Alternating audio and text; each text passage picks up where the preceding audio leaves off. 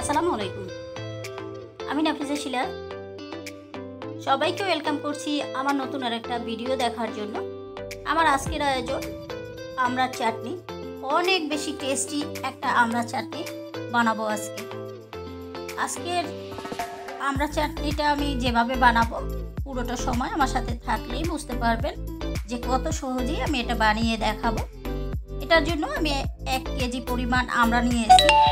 আমার আমড়াগুলো খুব একটা পোক্ত না আর কি, খুব একটা না, একটু কচি টাইপের। আমি এটাই বাজারে পেয়েছি। যাই হোক, আমি কেটে নিয়েছি এবং বিচিগুলোকে আমি ফেলে দিয়েছি। একটা প্যান নিয়ে নিলাম, আমড়াগুলো সব দিয়ে দিলাম এখানে। আপনারা চাইলে কিন্তু এখানে বেশি পরিমাণে বানাতে পারবেন।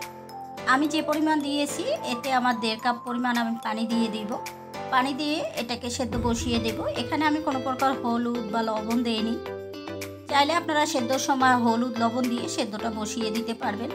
এবার একটু নেড়ে দিলাম আর চুলোটা আমি জ্বালিয়ে দেব। একটা ঢাকা দিয়ে ঢেকে এটাকে সেদ্ধ করে নেব। চাইলে আপনারা ঢাকা না দিয়েও এটা সেদ্ধ করতে পারবেন।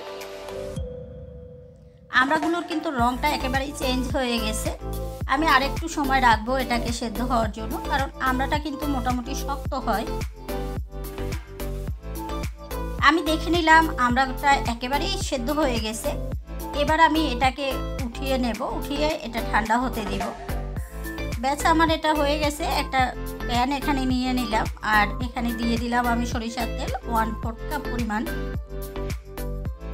এখানে আপনারা অবশ্যই সরিষার তেল দেবেন আর পরিমাণটা আপনাদের আমড়ার পরিমাণ অনুযায়ী দিবেন। এখানে 1 টেবিল চামচ আমি রসুন পেস্ট দিলাম। আমি এখানে রসুনের পেস্ট দিয়েছি। চাইলে আপনারা রসুনটাকে থেতো করে সেটাও দিতে পারবেন বা একেবারে কুচি করে সেটাও দিতে পারবেন। আমার কাছে যেহেতু চাটনি বানাবো, চাটনির ভিতরে আমার কাছে রসুনটা, আস্ত রসুন বা কেটে দেওয়া রসুনটা আমার কাছে ভালো লাগে না, তাই আমি এখানে পেস্ট করে নিয়েছি। খুব সুন্দর করে এটাকে ভেজে নেব যাতে ফ্লেভারটা চলে যায়। এখন আমি দিয়ে দিলাম এখানে 1/2 চামচেরও কম হলুদের গুঁড়ো। এটা জাস্ট একটু কালারের জন্য। আপনারা চাইলে এটাকে আরেকটু বাড়িয়ে দিতে পারেন বা একেবারে না দিলেও হবে। খুব সুন্দর করে দিলে সুন্দর একটা কালার আসে। এটাকেও একটু তেলের উপরে ভেজে নিলাম। এবার এখানে আমি দিয়ে দিলাম মরিচের গুঁড়ো, একেবারেই সামান্য একটু। যেহেতু আমার বাচ্চারা খাবে, এখানে ওরা এই চাটনিটা খুবই পছন্দ করে। যেহেতু জাল খেতে পারে না, তাই আমি একেবারেই সামান্য দিয়েছি। এখানে পাঁচফোড়নের গুঁড়ো দিয়ে দিলাম। আমি পাঁচফোড়নটাকে টেলে তারপরে ব্লেন্ডারে গুঁড়ো করে নিয়েছি।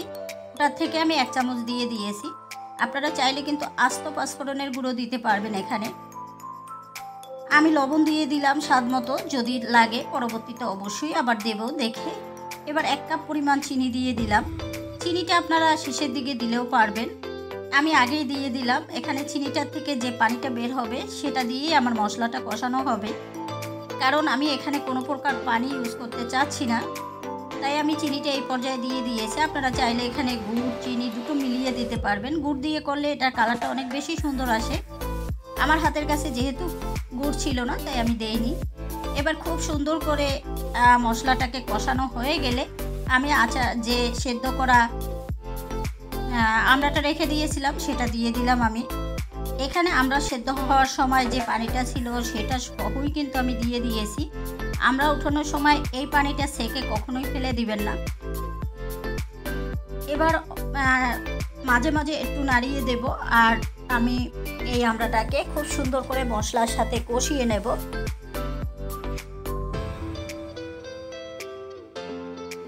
যেহেতু আমাদের আমড়াটা একেবারে সেদ্ধ হয়ে গেছিল, তারপরে আমড়াগুলো এত বেশি কচি আছে, এটা হতে সময় লাগবে না। আমি একটা পটেটো ম্যাশার দিয়ে খুব সুন্দর করে এটাকে ম্যাশ করে নিব, কারণ আমি যেহেতু চাটনি বানাবো এটাকে পুরোপুরি একেবারেই ম্যাশ করে নেব। আপনারা চাইলে কিন্তু এই আস্ত আস্ত আমড়ার আচারও বানাতে পারবেন, সেটাও ভালো লাগে খেতে, অনেক বেশি ভালো লাগে। তবে যেহেতু আমি চাটনি বানাবো তাই আমি এগুলোকে একদমই গলিয়ে ফেলতে চাই, আর এই জন্যই আমি এভাবে খুব সুন্দর করে এটাকে ম্যাশ করে নিচ্ছি একটা পটেটো ম্যাশার দিয়ে।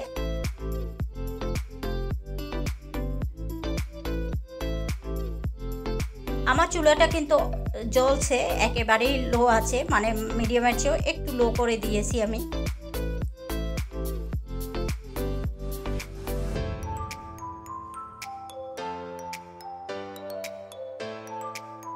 এই আচারটা অনেক বেশি টেস্টি হয় খেতে, অনেক বেশি টেস্টি হয়। আমরা থাকতে থাকতে এরকম একটা চাটনি আপনারা বানিয়ে তারপর খেতে পারেন, সংরক্ষণও করতে পারবেন বেশ কিছুদিন।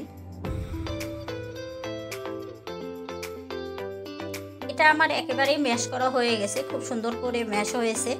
এটা চাইলে আপনারা কিন্তু একটু আস্তে আস্তে করেও রাখতে পারবেন। এবার এটাকে আমি সরিয়ে ফেলবো, মানে ম্যাশারটা উঠিয়ে নেব, যেহেতু আমার এটা হয়ে গেছে। এবার যে একটু ভেজা ভেজা ভাব আছে, মানে পানি পানি, সেটাকে আমি খুব সুন্দর করে একদম অনবরত নেড়ে নেড়ে পানিটাকে শুকিয়ে নেব। আমার এটা কিন্তু খুব সুন্দর একটা কালার চলে আসছে। এবার আমি ভিনেগার দিয়ে দিলাম, যেহেতু সংরক্ষণ করার জন্য। এই ভিনেগারটা দিলে অবশ্যই এই চাটনিটা সংরক্ষণ করতে পারবেন, তাই ভিনেগার দিয়ে দিলাম আমি এখানে 1/4 কাপের কম, মাত্র 2 চামচের মতো হবে। এবার আমার একটু লবণটা কম লাগছিল, তাই আমি একটু সামান্য লবণ দিয়ে দিলাম। এবার খুব সুন্দর করে মিশিয়ে নেব আমি এই ভিনেগারের। এবার আমি দিয়ে দিলাম এখানে বিট লবণ 1 টেবিল চামচ পরিমাণ। অবশ্যই চেষ্টা করবেন বিট লবণটা দেওয়ার জন্য, এতে করে এই চাটনিটা অনেক বেশি টেস্টি হবে, অনেক খেতে অনেক বেশি ভালো লাগবে। আর আমি কিন্তু এখানে 1 কাপ চিনিতেই আমার এই আমড়ার চাটনিটা হয়ে গেছে। আমড়াটা কিন্তু খুব একটা টক ছিল না, যার জন্য এখানে আমরা টক মিষ্টি ঝাল এটাই বানাতে চাচ্ছিলাম। তো এজন্য আমার মিষ্টির পরিমাণটা একদমই ঠিক ছিল। আপনাদের কম বা বেশি লাগতেই পারে, বা চাইলে এখানে কিন্তু টকটা একটু বেশি খেতে চাইলে আপনারা এখানে তেঁতুল অ্যাড করতে পারেন বা তেঁতুলের কাঁদ অ্যাড করতে পারেন। আমি কিছুই দিচ্ছি না, আমার বাচ্চারা এত টক খেতে পারে না, তাই আমি দিচ্ছি না। খুব সুন্দর করে এটাকে মিশিয়ে নিয়েছি এবং উঠিয়ে আমি পরিবেশন করে দেখালাম। দেখেন দেখতে কতটা সুন্দর হয়েছে, খেতে অসম্ভব টেস্টি। একবার হলেও ট্রাই করে দেখবেন। এই আমরা থাকতে থাকতে এখন কিন্তু এটা খেতে পারেন আপনারা বানিয়ে। আশা করি আমার আজকের ভিডিও ভালো লাগছে, ভালো লাগলে লাইক দিয়ে সাথেই থাকবেন। আজকে আর বাড়াবো না, সবাই ভালো থাকবেন, সুস্থ থাকবেন, নিরাপদে থাকবেন। নতুন আর একটা ভিডিও দেখার আমন্ত্রণ জানিয়ে আজকের মতো আল্লাহ হাফেজ।